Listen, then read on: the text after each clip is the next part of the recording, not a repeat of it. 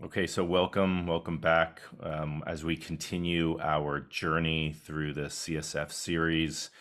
Today we have with us Holly Del Valle, who is here to tell us her story of her CSF experience. Thank you so much, Holly, for joining us today. Yeah, thank you so much for having me. So tell us a little bit about yourself. What do you do? How did you get into the CSF? What is your experience of the CSF and how did you get there? All right. My journey actually, I'm a craniosacral therapist now, but that was just because from the moment I had my first session, there was just something that I left going, I have to learn about this and then spread the word and tell the others. That was pretty much how, that first session went. And so that was 12 years ago. Um, as far as my journey goes, I got introduced to craniosacral therapy because I had gone through, which I now recognize as, and I don't know what kind of audience you have, so I'll be careful with my wording here. But I had a medical intervention that did not respond well in my body. And I didn't know at the time that's what it was. It took me like 4 years to figure out. But regardless, my body was crashing and fast. And I didn't know what was going on. And typical medical ways was not helping me whatsoever. And I was just wasting away. I'm not a big person. I lost 40 pounds in 2 months. And basically, my nervous system was just like, we're done. Um, and it was really a call from my body to go inward. And I'm so thankful now. The silver lining was to see it as that. Because when I was getting nowhere with any answers and it was just all in my head, and I'm like, okay, well, at this point, at this rate, I'm not going to last very long. So anything outside of the box, and so somebody had introduced craniosacral therapy to me, and they were like, I don't know anything about it, but it looks like it might be helpful. So I looked into it and I thought, okay, so someone puts a weight of a nickel on my body and like I'm going to start crying or something and I'm going to suddenly start feeling better. Okay. But I had nothing to lose. So I called up a local therapist. Thank God there was a local therapist because, especially this many years ago, it just, even nowadays, I find people are like, oh my gosh, I can't find anybody, So it's like anybody who wants to learn this, go learn because it is so needed. Um, but yeah, so I made my first call, made that first session. And at the time, I was in my 20s. I was not connected with my body whatsoever or to my body's needs, very numb. I could watch the sappiest thing that should like get anybody tear jerking. And I'm like, why are you crying? Like, yeah, it's emotional, but why are you crying? And there was a lot of things, trauma that was stuck in my body. And my way to push through was to like be hard, be numb. And so I really see it now as my nervous system was already in this fight or flight frozen stage. And this intervention I had was just the icing on the cake. And it was a call to balance that out. And I just had no idea how much craniosacral would not only balance out my nervous system, but open up this whole realm. I had 4 sessions in a month. Um, and I was about 70%, I would say, back to my normal self. And when I say I had not, I thought I was near death. I don't say that lightly.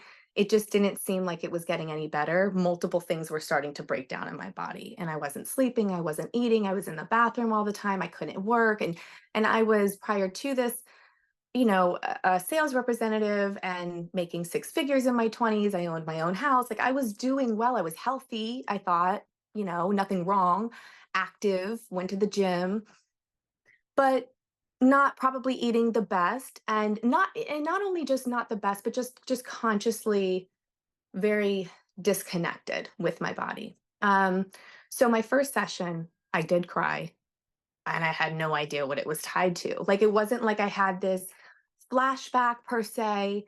which I now feel like was because maybe certain walls are up and the body is so smart. Like you do not have to relive a traumatic experience for the body to release. And that was what was awesome. I remember asking my therapist, like, what did you think that was tied to? Because I thought she's got to know, right? And she was like, I don't really know. Like, I mean, she had an intuitive like hit, but it really wasn't for her to know. Anyhow, so I left there and I had an appetite for the first time in like 4 months, and I was like, "Okay, there's something to this." The fact that I'm even wanting to eat again was great because I love to cook, I love to eat, and my senses, being able to dream, a big deal for me, and that is so huge now after knowing what I know now because my dreams stopped post this injury I had. And then after having craniosacral, my dreams began again. And that's a huge deal for me because I always felt like, oh, I process my waking life in my dreams. And you do, but there's so much more going on there. So, um, anyhow, flash forward, it took me some time. I immediately started looking for ways to change my whole career. I knew I had to for my health, but also how can I become a craniosacral therapist? So I went down the road of doing body work and becoming a massage therapist, which I loved so much, and I love fascia.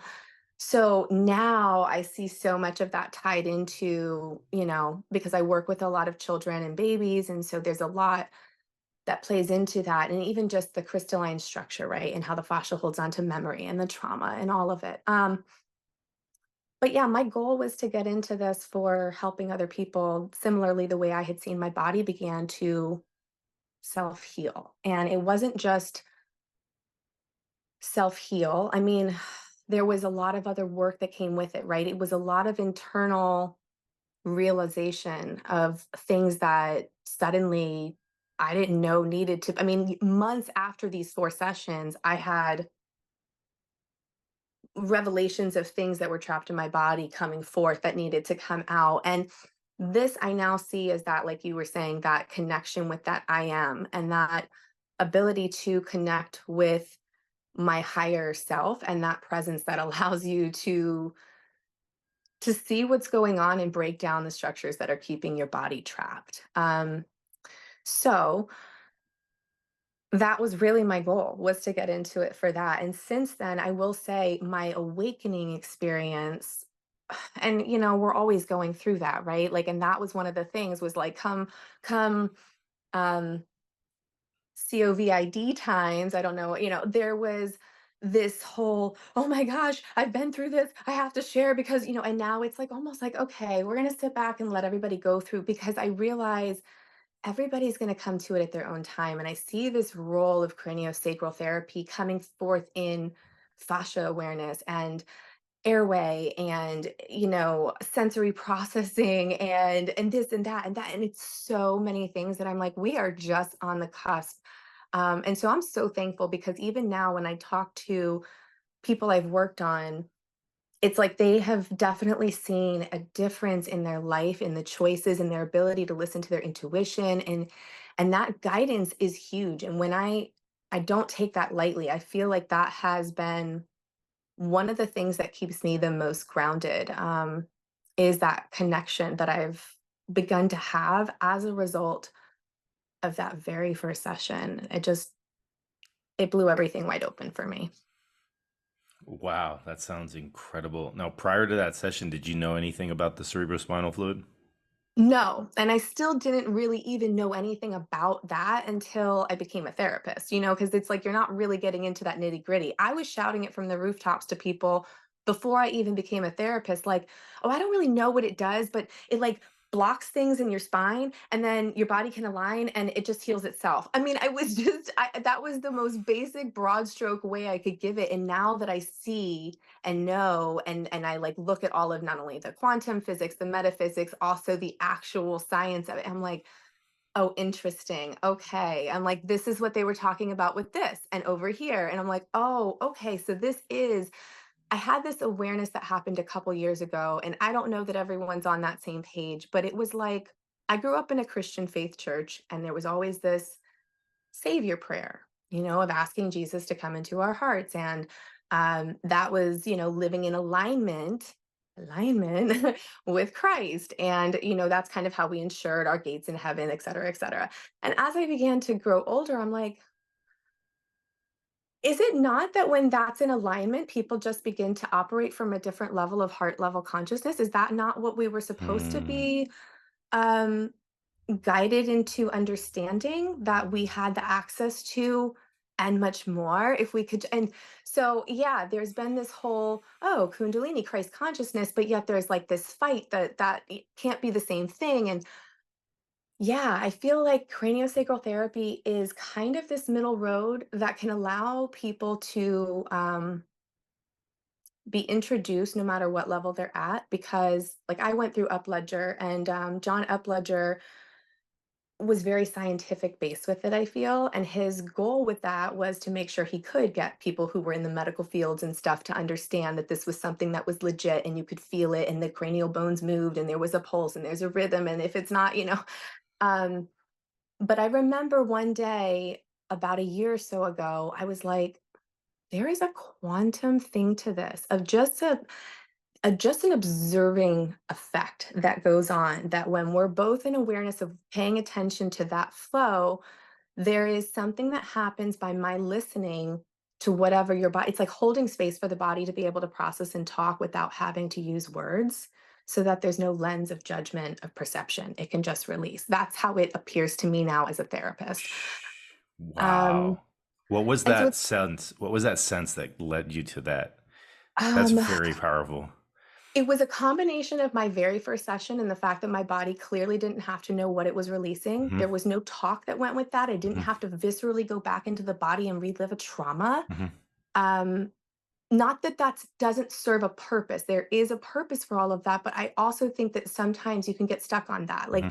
for me, talk therapy works in some level, but if I'm going through some really traumatic stuff, the last thing I want to do is set up an appointment. No offense to the therapists out there, but this is how I felt, for Wednesday of next week at 2 o'clock, when Wednesday I might be having a good day, and now I have to sit down and talk about it. And maybe you've given me some tools, but it's still alive in my body now. Whereas craniosacral therapy, I didn't have to do the talking, because you know what? Your brain gets in the way. This is a body thing. And the body knows how to speak. And there is, mm, when the therapist is able to tune in, there's just a listening that happens, and the body is able to talk. And it's not a language that can be perceived. So that judgment lens isn't there. And I think that's such a beautiful space that many people need. And that's what the body is like. I've been looking for this. We get to process and talk to our family, our friends. We go through so many things, and we get to go through that processing, but the body gets shoved down, you know, oftentimes just disregarded. And so this alivens that awareness to listen.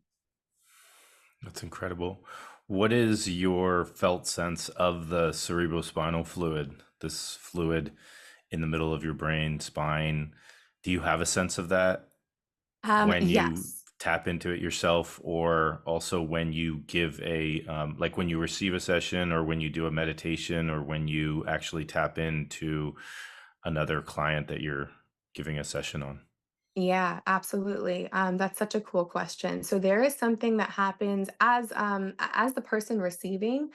Uh, you definitely everybody's different on how they feel it, but I definitely can feel the pulsing and the flow. But I've also become super, it's like you had mentioned, it's different from the breath. It's different from the heartbeat. And I usually tell people it's like 70% more subtle than that. So to really be able to like attune yourself to listen to it can be a little tricky sometimes. That some people are better at it.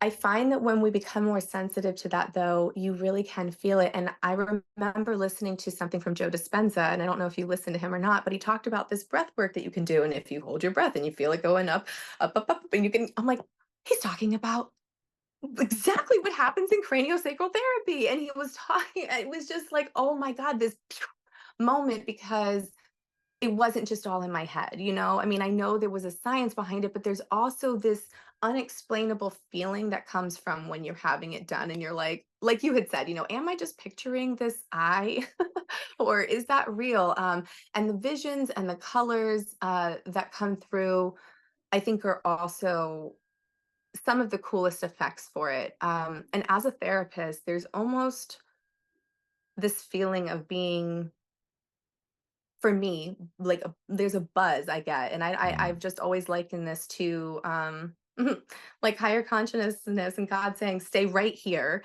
Their body saying, "Stay right here." It doesn't matter where I'm at, but I will almost feel like I am like having, a little bit of like a trip or something. Like there's Mhm. a buzz that comes through that I'm like, okay, this is where there is a lot. And usually at that point, if I just stay there, there's a release that happens. There's a lot of stuff that can, depending on the person, there's visceral stuff that can go on. But it's like, oh, okay.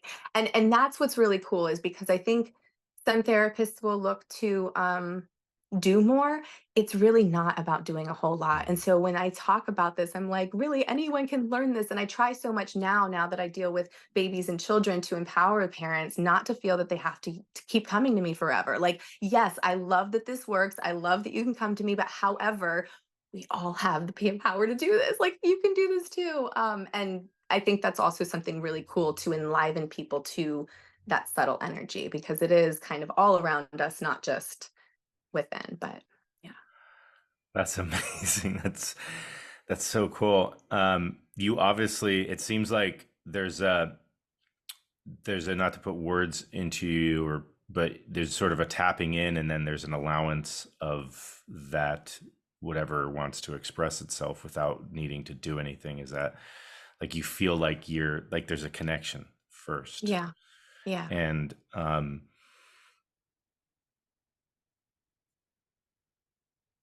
and that connection in your body then feels like it's like a slight buzzing. It's It almost like is. a It's like a, yeah, it's like and a tingling sensation, kind of the way you do when you're like on your second drink or something, and not that I drink, but you have that like feeling of like there's something going on here. yeah. This is not a, yeah. And is that a It's a whole different kind of body? um Is that a hmm. whole body sense, or is it I think for localized me, I in? feel like it's all right here. And Okay. there's just like this buzzing that, yeah. Not to say that I won't feel it going on in my spine, but for me, when I'm in that zone, that's where it's, yeah. And is it localized um in like in the head, or is it outside of the head? Is it in Oh, and it's so outside? Is outside. it It's is it both. everywhere? Okay. Yeah, it's both. It's both. It's definitely not just right here. It feels like everything widens. And I think what I've heard, now that I listen to other people who've been doing this longer, it's almost like you're creating a holographic field of healing, and you're kind of merging that with just your intention. It's a lot of intention that's going into this. I mean, as you know, there's not a lot of weight going into it. And when you're doing this, oftentimes, I mean, there's one maneuver we do for, and I'll just even mention this, like if someone's having like fluid in the ears or earaches or headaches, even, and it's a simple like pulling. And for adults, it's going to be down and towards their shoulders, but for children, it's straight out. And you're literally not pulling on the ears. It's likening it to trying to pull the wings of a butterfly without hurting the butterfly. So it's a lot of intention. And when you realize that the power of intention can do so much electromagnetically body to body, you're like, what's going on here? What's actually communicating when it's such a light touch? And to be honest with you, the lighter the touch, the more impact there is. Like if I can keep remembering, go lighter, because we can tend to sink in, right? And it's like, nope, back off. And I've gotten to that point where I've started to get off the body. And I'm like, there's actually more going on. Because when the subtle energies are not working through the dense layers of the tissues, I can't explain why there's something to that is, there's more going on there. And so I began to look up, like, am I the only one that understands that this Mhm. is something that can be done off the body? Because that seems a little woo woo, like, how could that be possible? But I'm experiencing it. So, like, there's got to be something. So I began to look it up and realize John Upledger did have this belief. However, in one of his speeches, he's like, we're going to leave it at this, because there's a quantum level to this, but he's talking to a medical society here. And so that he cannot be discredited, right? I'm like, okay, the world's not ready to hear this, basically. And I understood in I went into a alumni group and saw 14 years ago people were talking about doing distance craniosacral, and I'm like, okay, so when we talk about how powerful our intentions can be and the even the slightest amount of touch, even if it's not in person, there is something that goes on with the cerebral spinal fluid with intention. And what is that? So if that's not a divine, you think about somebody you're praying for as an example. You don't have to know their name. You might just know you saw them on the street and, vacation you were, and they looked and you wanted to pray for them, whatever. And it's connected. Um, so what is that? And if we can know that that exists, then what's the difference on exploring and getting curious with what are we feeling in the body and what is that? And why does that change when we put our hands in little positions or intend and get that cerebral spinal fluid to move properly through the body? Yeah, beautiful. It seems like one of the things that I say is like, go out there and be your own explorer, be your own investigator, right? It seems like all those questions you're asking, all those authentic experiences you're having and taking notes on them and seeing, is it all in my head, right? That's a really good question to Right. to, Because to like if ask. I'm crazy, cool, but Yeah, like let me just see. exactly. Like let me explore. And I think that's the one of the things we get the most is these are validating, right? These stories are very validating to other people in terms of like, oh my goodness, there's a like the way you described it scientifically or the way you described it from your experience was so validating to me because I've felt this for many years and I always thought I was crazy or I always thought it was my head or I always thought I was making it up or something like that. And then and really trying to get it out there that this is something that can be felt, right? And it can be felt not only in yourself but also in others. And then like you said, I'm not, part of this is not putting words into your mouth. You even said there's a quantum level to this, right? there's A hundred something there's percent. something beyond the physical fluid that is being carried, and through that now you're looking Right. at the fascia, you're looking at the fluid through the fascia, you're looking at all these other things.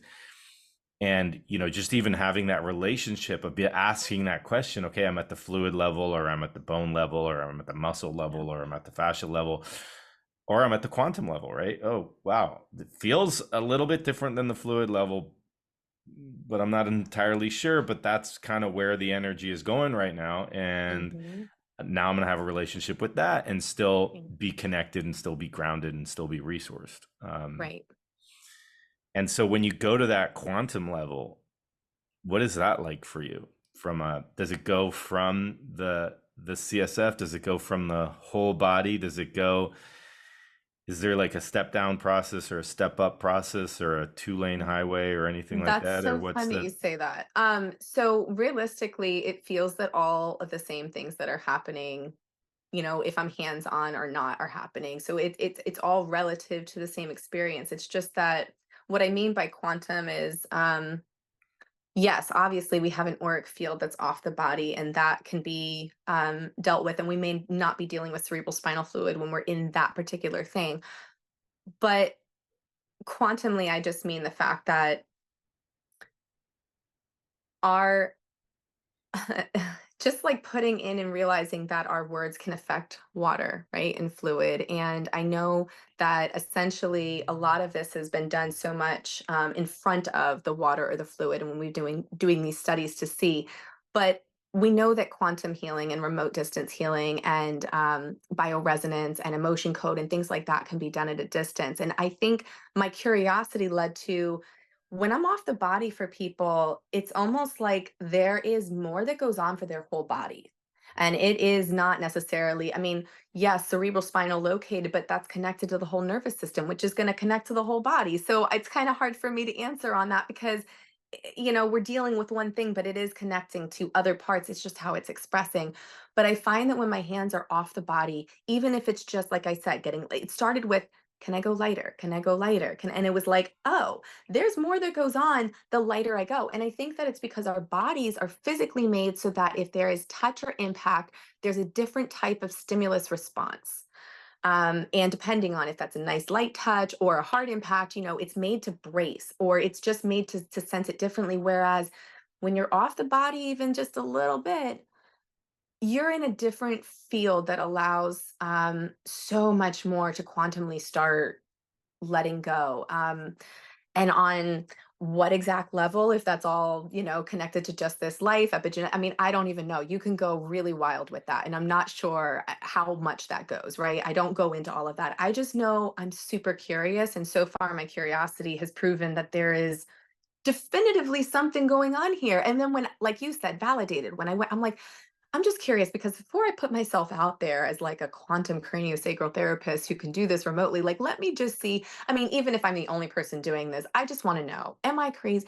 And when I saw that I'm not the only person, this has been a belief that's been going on for quite some time, but it's really more of our consciousness rapidly getting up to speed, which I see happening in a multitude of ways because, like I said, we're learning about how this affects babies after birth. And all of the oral ties, we're having so many kids that are dealing with issues with breastfeeding and latching and feeding, and there's so much restriction in their body. And to me, I see that as not just how they were placed in utero or how their birth experience went, but to me, it feels there's more epigenetic stuff going on there. So, yeah, that's quantum. Like this is not just your body this lifetime. So, I don't know. I'm still on that road of navigating. I love that. That seems like that's part of that's part of the course, right? Is Yeah, continuing to stay curious, and even in that curiosity, right? There's that next question, next investigation, right. next question that just sort of keeps on expanding. Yeah. Um, that And I'm is willing to be wrong along the way. I'm just, exactly. I'm, hey, this is all about seeing what's going on and, you know, letting the body lead the way, realistically. I'm not inducing anything other than, asking it like, hey, you want to do this? And it's like, yeah. And it leads the way. And I'm like, okay, let me follow along. So it's a journey that I'm on that's different with each person. Yep. Beautiful. Well, you can't argue with your own results, right, from your Mhm. own healing. And as then you develop the practice yourself and became a craniosacral therapist yourself and started seeing people and not only continuing to heal yourself from near death, essentially, is what you're saying, to Yeah. now where you seem like a vibrant person.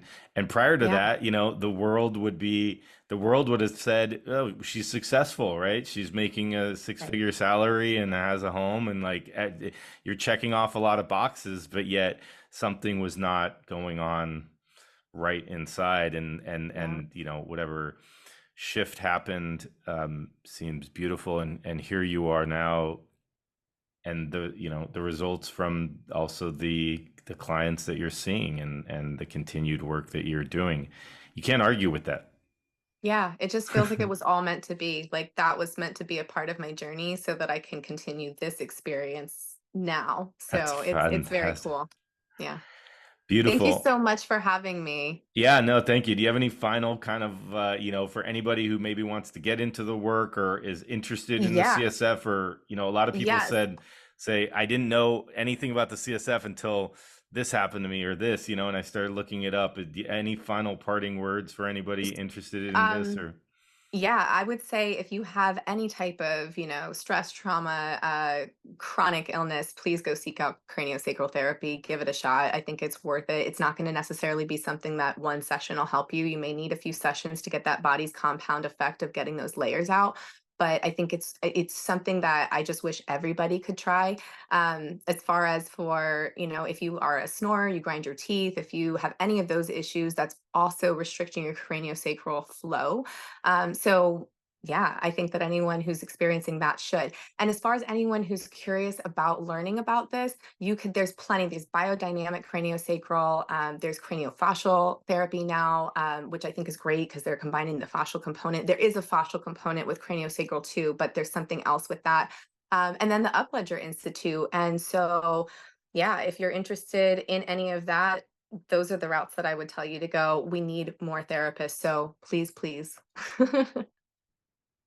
Awesome. Thank you so much, Holly. That was beautiful. So authentic and so perfectly placed. I hope that it again continues to validate other people's experiences that might be having the same questions that we all had when we started to investigate this for ourselves. So Thank you Yeah, so me too. much. Thank you. Have a great rest of your day.